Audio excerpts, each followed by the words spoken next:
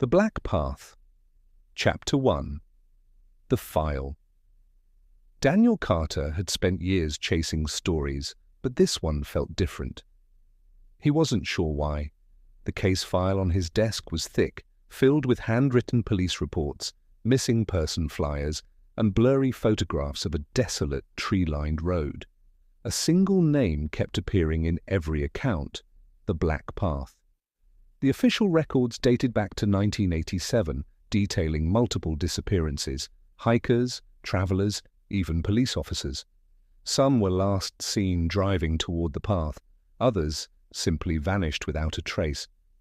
But the most unsettling part wasn't the missing people, it was the witness statements. "I saw him walking toward the trees, but the trees moved like they swallowed him whole. The road wasn't the same when we came back. It changed. I heard my mother calling my name. My mother has been dead for 10 years. Daniel flipped to the last page of the file. Scrawled in red ink, barely legible, were 4 final words: "Do not investigate. Do not enter." He exhaled slowly, his journalist instincts drowning out the fear creeping up his spine. If there was a story worth chasing, it was this one. And he wasn't about to turn back. Chapter 2. The Town's Secret. 2 days later, Daniel arrived in Raven Creek, the small town closest to the Black Path. Something felt off. Shops were open, but no one smiled. People stared at him, but looked away quickly. Conversations hushed when he entered a room.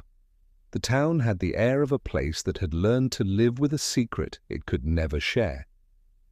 At a run-down diner on the edge of town, he pushed a photo across the counter. "What do you know about the Black Path?" The bartender, a stocky man in his 40s, froze mid-pour. He slowly placed the glass down, eyes narrowing. "That place ain't for outsiders." Daniel's pulse quickened. The entire town was afraid of something, but why? In the corner, an old man with weathered skin and trembling hands set down his coffee. "Sit down, son," he muttered. Daniel slid into the seat across from him. "Elias Gray," the old man introduced himself. "You're looking for the road, aren't you?" Daniel nodded. Elias sighed, rubbing his face. "People who walk that path don't come back the same, if they come back at all." Daniel leaned forward. "What happens to them?" Elias hesitated, eyes flickering toward the window, as if he expected something, or someone, to be listening. "The road. It's alive. It plays tricks on your mind, makes you see things that ain't real." "Like what?" The old man's lips trembled. "Like the dead." Daniel's stomach tightened. "If you hear your name being called," Elias whispered, voice barely above a breath, "do not answer." A chill ran down Daniel's spine. Outside, the trees rustled, though there was no wind. And for the first time, he wondered if he had made a mistake coming here. Chapter 3. The First Signs. Daniel left the diner just before sunset, heading toward the road. His GPS glitched almost immediately. The route to the Black Path was a dead end on every map, as if the road didn't exist. Yet it did. He could feel it. The trees lining the road were twisted, unnaturally bent inward, forming a tunnel of branches. The air felt heavier, thick with something unspoken. As he drove deeper, his car radio crackled, the static warped, shifting into something else. A whisper. "Daniel!" His heart slammed against his ribs. The voice was faint, almost familiar. He turned off the radio, forcing himself to focus on the road. A mile in, his headlights flickered. The road ahead looked different. The path should have been straight, but it curved sharply, as if it had moved on its own. And then, a figure in the rearview mirror. A woman standing in the middle of the road behind him. Long black hair, hollow eyes, lips slightly parted. He slammed the brakes. His breath came fast, ragged. He turned around. Nothing. The road was empty. When he looked back at the mirror, the woman was smiling. Chapter 4. The loop begins.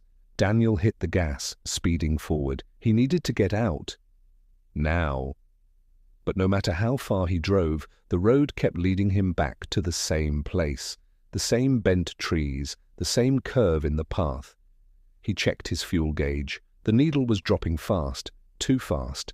His head ached, his vision blurred at the edges. This road wasn't normal. Then he saw it. A familiar car parked on the side of the road. Same model, same license plate. His car, parked as if he had never driven at all. The black path had him now, and it wasn't letting go. Got it. I'll wrap up the black path with a shorter, but intense and satisfying ending. Here's how the story concludes. Chapter 5. The truth unfolds.